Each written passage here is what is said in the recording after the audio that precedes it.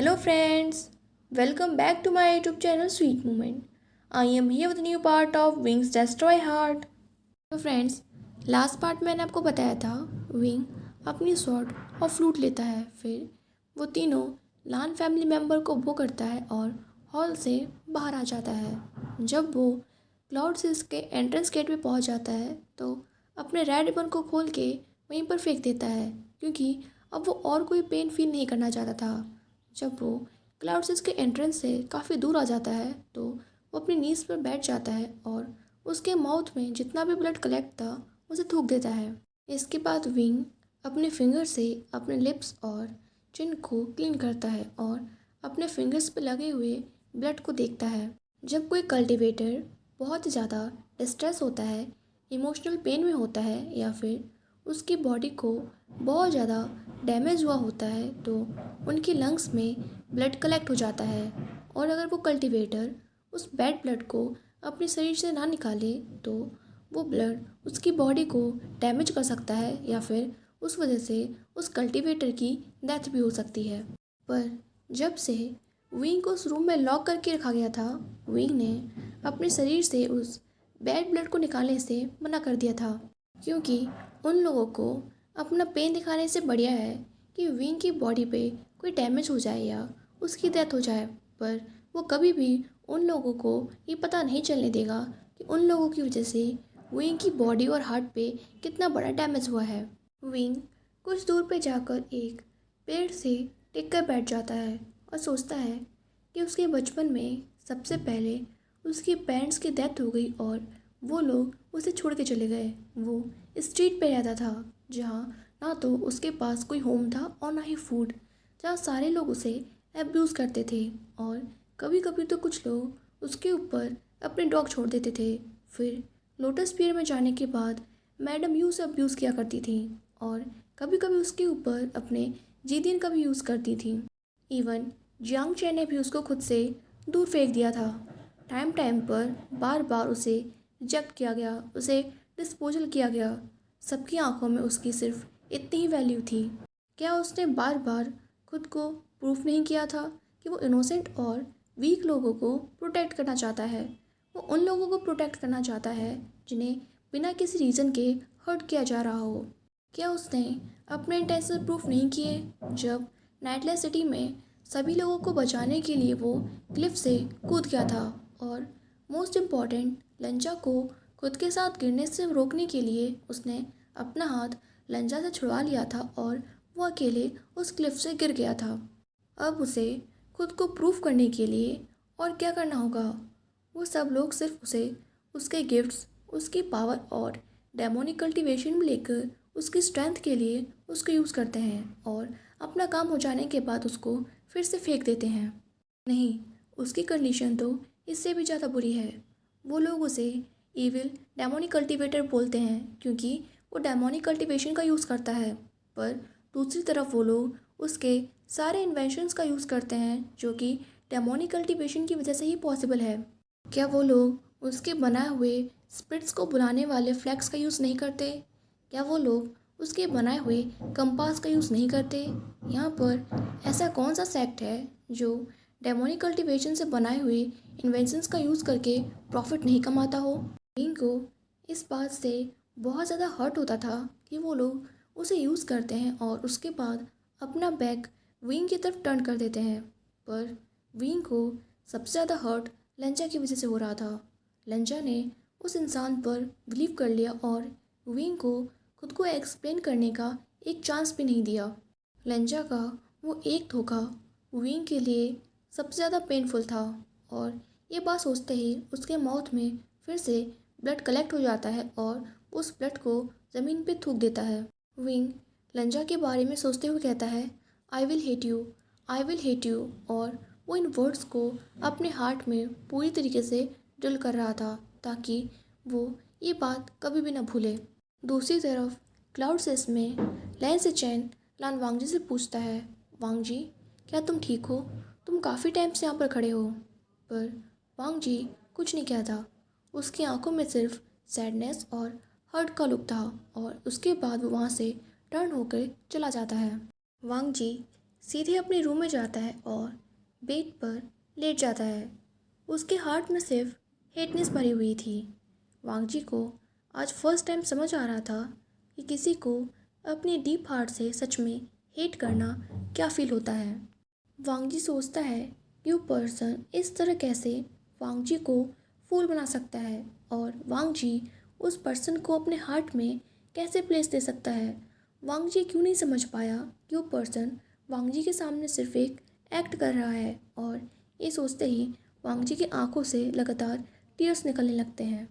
वांग जी कहता है वाई, और वो अपनी पूरी बॉडी को एक स्मॉल बॉल की तरह कर्ल कर लेता है और साइलेंटली क्राई करने लगता है, क्योंकि वो इतना स्टूपिड है जो वी वुशियान जैसे मॉन्स्टर से प्यार करता है और कहता है कि मैं तुम्हें कभी भी माफ़ नहीं करूँगा। उस दिन के बाद से लंजा 6 मंथ्स के लिए अपने रूम में ही लॉक हो गया था। ना तो वो लैन सिचेन और ना ही अपने अंकल से एक भी वर्ड बोलता था। उसकी फैमिली के बहुत समझाने के बाद भी वो वी वुशियान का दिया हुआ धोखा नहीं भूल पा रहा था, और उस पर्सन के बारे में सोचते ही वो बहुत ज़्यादा इमोशनल हो जाता था। अब फ्रेंड फिर से वहीं से है जब वांग डी साइलेंटली हॉल से चला गया था। जियांग चैन लैन सिचेन से कहता है मैं तो कुछ टाइम के लिए उस फायर स्क्रॉप की बातों में आ गया था। लैन सिचेन वरीडली पूछता है तुम किस बारे में बात कर रहे हो। जियांग चैन कहता है जब वो दोनों लोटस पियर में आए थे तो उस फायर स्क्रॉप ने कहा था कि उस ट्रेटर ने अपनी गोल्डन कोर को मेरी कोर से रिप्लेस कर दिया है जब मेरी गोल्डन कोर मेल्टेड हो गई थी। पर अब मुझे पता है कि बाओशी शेरन ने ही मेरी कोर को सही किया है। लैन सिचेन कहता है मैंने तो इस बात पर बहुत पहले ही बिलीव कर लिया होता कि तुम्हारी गोल्डन कोर को बाओशी शेरन ने ही ठीक किया है, क्योंकि कोई भी पर्सन अपनी गोल्डन कोर को निकाल कर दूसरे के गोल्डन कोर से रिप्लेस नहीं कर सकता। जियांग चैन कहता है हाँ, पर मैं तो इस थॉट से भी बहुत ज़्यादा डिस्गस्टिंग फील करता हूँ कि वो ट्रेटर ऐसा कुछ कर सकता है। लैन सिचेन अगर मैंने आपको प्रॉमिस नहीं किया होता तो आज वो डेमोनिक कल्टीवेटर यहाँ से जिंदा वापस नहीं जाता। 1 घंटे बाद जब लैन सिचेन अपने रूम में बैठकर एक स्क्रॉल रीड कर रहे थे तभी वहाँ पर जिन गुआंग्याओ आता है, जो स्माइल करते हुए लैन सिचेन को एक स्क्रॉल देता है और उससे पूछता है क्या ये ठीक है। लैन सिचेन उस स्क्रॉल को लेते हैं और लाउडली रीड करते हैं। लैन सिचेन पढ़ते हैं to all sect leaders, to heirs, to disciples, to all cultivators. ये demonic cultivator Yiling Patriarch Wei Wuxian के फॉर्मल रिमूवल का नोटिस है। हम क्लाउडसिस वाले आप सारे सेक्ट मेंबर्स से हमें ज्वाइन करने को कह रहे हैं और उस पर्सन की तरफ अपने बैक को टर्न करने के लिए कह रहे हैं। अगर वो पर्सन आपके पास आए तो आप इस तरह बिहेव करना जैसे आपको कुछ दिखाई नहीं देता है, और अगर वो पर्सन आपसे बात करने की कोशिश करे तो इस तरह बिहेव करना जैसे आप लोगों को कुछ भी सुनाई नहीं देता है।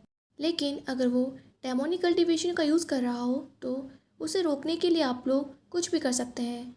खुद को उसे पनिशमेंट देने से मत रोकिएगा, क्योंकि वो कोई भी एविल वर्क कर सकता है। पर हम लोगों ने उस क्रिमिनल के लिए ये डिसाइड किया है कि वो जब तक ज़िंदा रह सकता है वो अकेले ज़िंदा रहेगा। इसलिए हम लोगों की आपसे रिक्वेस्ट है कि कोई भी उसका पीछा करके उसे मारने नहीं जाएगा, क्योंकि अपनी पूरी लाइफ अकेले और मिसरेबल तरीके से रहना ही उसकी पनिशमेंट है।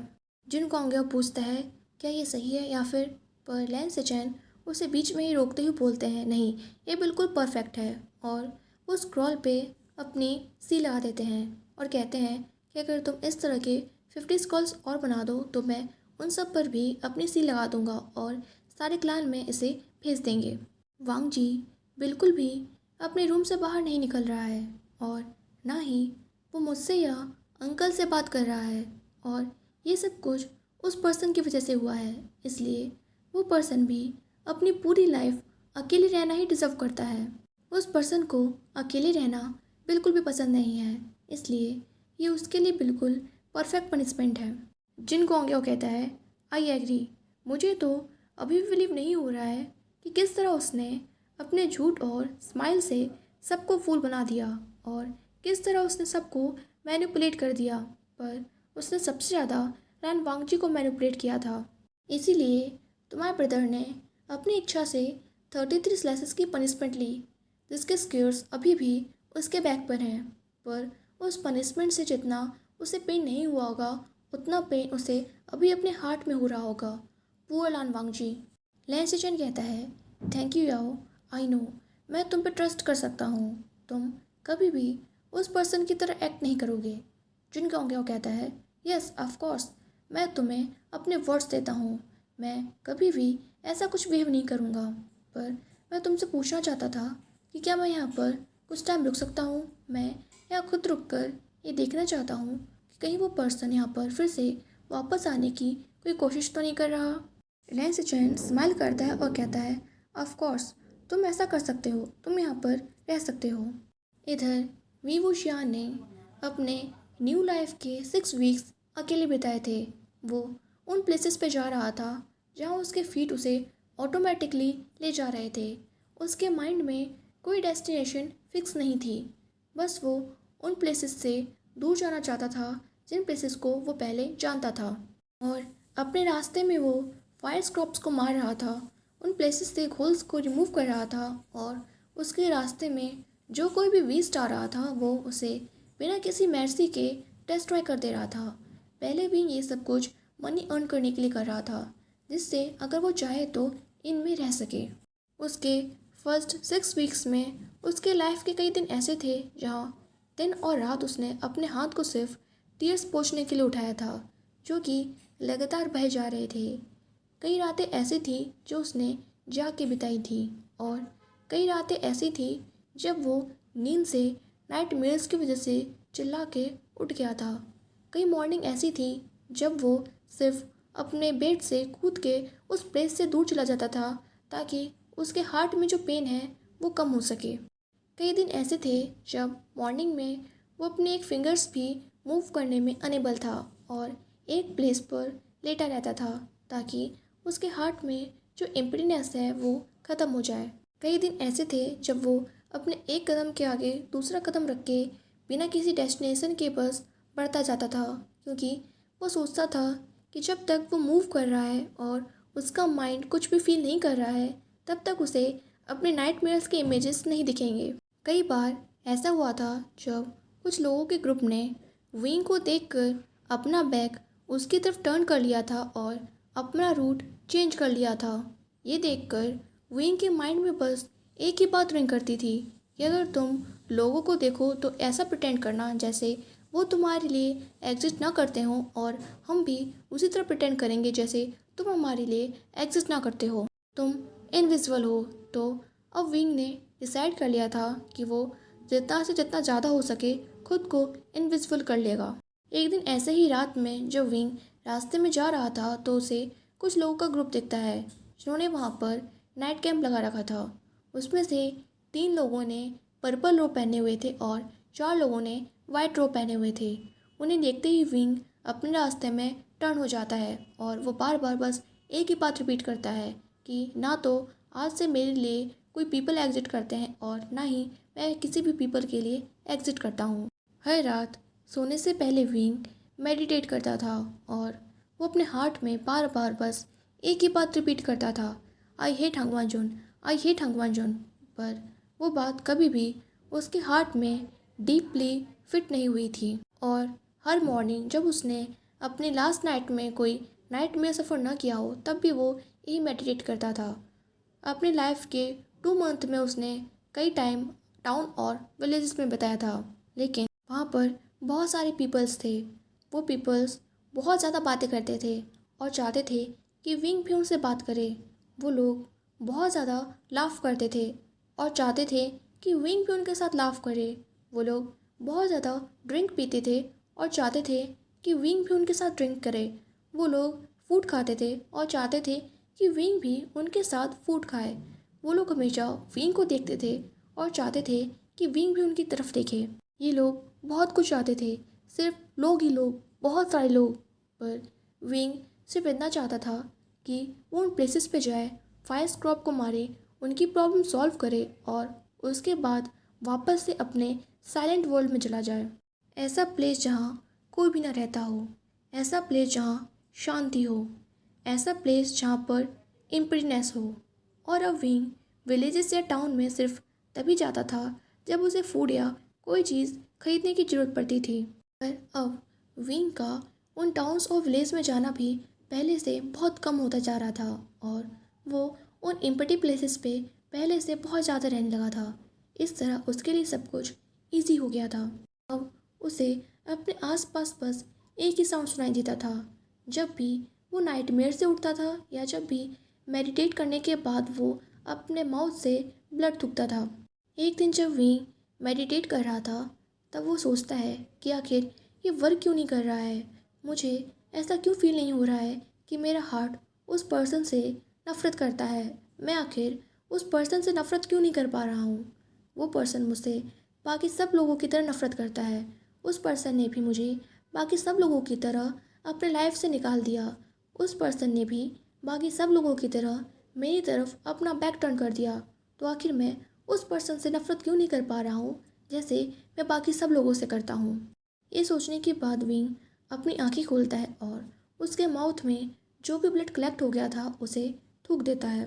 विंग अपने लिप्स और चिन को वाइप करता है और आसपास देखने लगता है।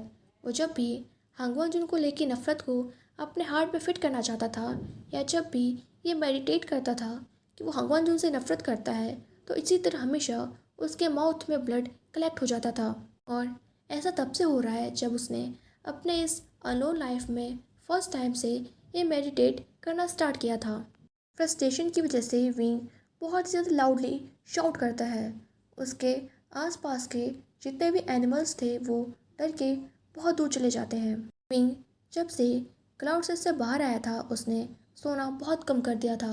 वो बहुत कम खाना खाता था और ऑलमोस्ट कभी भी बात नहीं करता था।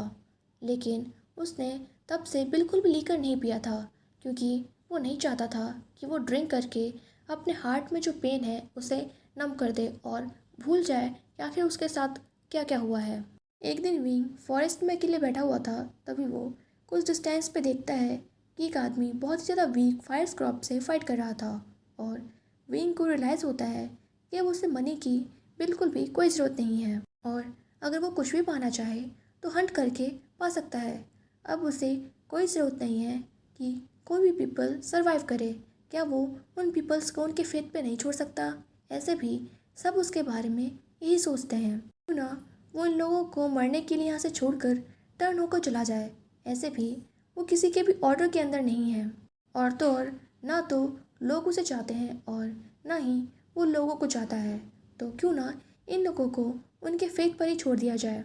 उस जंगल से थोड़ी दूरी पर एक फैमिली थी जिसमें एक आदमी एक फायर स्क्रॉप से लड़ने की कोशिश कर रहा था और वो उस फायर स्क्रॉप को एक शॉट से रोक रहा था। इस शॉट का काफ़ी टाइम से कोई यूज़ नहीं हुआ था, पर उस पर्सन को पता था कि उसे किसी भी तरह इस फायर स्क्रॉप से फाइट करनी है और अपनी फैमिली को बचाना है। इसलिए वो कहता है भागो, यहाँ से दूर चले जाओ, किसी गांव में जाओ और खुद को बचाओ, तब तक मैं इसको डिस्ट्रैक्ट करता हूँ। पर उसका सन कहता है नहीं फादर, हम आपको छोड़कर नहीं जाएंगे। तभी उसकी माँ उसके कॉलर को पकड़ती है और उसे वहाँ से दूर ले जाने की कोशिश करती है। वो अपनी माँ को बार बार मना कर रहा था कि वो अपने फादर के यहाँ पर छोड़कर नहीं जाना चाहता। पर तभी उन सन और मदर के बगल से एक ब्लैक परछाई जाती है और वो फायर स्क्रॉप को एक ही बार में ख़त्म कर देती है। वो वुमेन उस पर्सन के पैरों में गिर जाती है, उससे कहती है थैंक यू सो मच, हम आपको किस तरह पे कर सकते हैं। पर वो पर्सन कहता है डोंट बॉदर। वो वुमेन उस वॉइस से बहुत ज़्यादा शॉक हो गई थी क्योंकि उस वॉइस में कोई भी इमोशन नहीं थे। वो कहती है पर तभी वो पर्सन उसे कट करते हुए कहता है मूव अवे। वो पर्सन वहाँ से जा ही रहा होता है, तभी वो छोटा सा लड़का उसका हाथ पकड़ लेता है। पर वो पर्सन तुरंत अपना हाथ उस लड़के से छुड़ा लेता है और कहता है डोंट टच। वो वुमेन अपने सन को उस पर्सन से दूर करती है और कहती है मैं अपने सन के लिए आपसे माफ़ी मांगना चाहती हूँ, पर आपने हमारी इतनी हेल्प की है, हम उसके लिए आपको क्या दे सकते हैं। विंग जब आसपास देखता है तो उसे उस आदमी के बेल्ट पर एक मेटल का मास्क दिखता है जो कि उसके पूरे फेस को कवर कर सकता था। और वो मास्क बिल्कुल अभी उसके हार्ट के जैसा था, एम्प्टी। उस मास्क पे कोई भी इमोशन नहीं दिख रहे थे। वो अपने फ्रूट से उस मास्क की तरफ पॉइंट करता है और कहता है मास्क। अभी ये बहुत बड़ा मिरेकल था कि विंग की आंखों से टीयर्स नहीं निकल रहे थे। वो पर्सन वो मास्क निकालता है और विंग को देते हुए कहता है, अगर आपकी ये इच्छा है तो ये ठीक। विंग तुरंत उस मास्क को लेता है, अपने चेहरे पे लगाता है और वहाँ से बहुत ज़्यादा स्पीड के साथ गायब हो जाता है। तो फ्रेंड्स, वीडियो अच्छी लगी हो तो like this video and subscribe my channel. Bye bye, take care.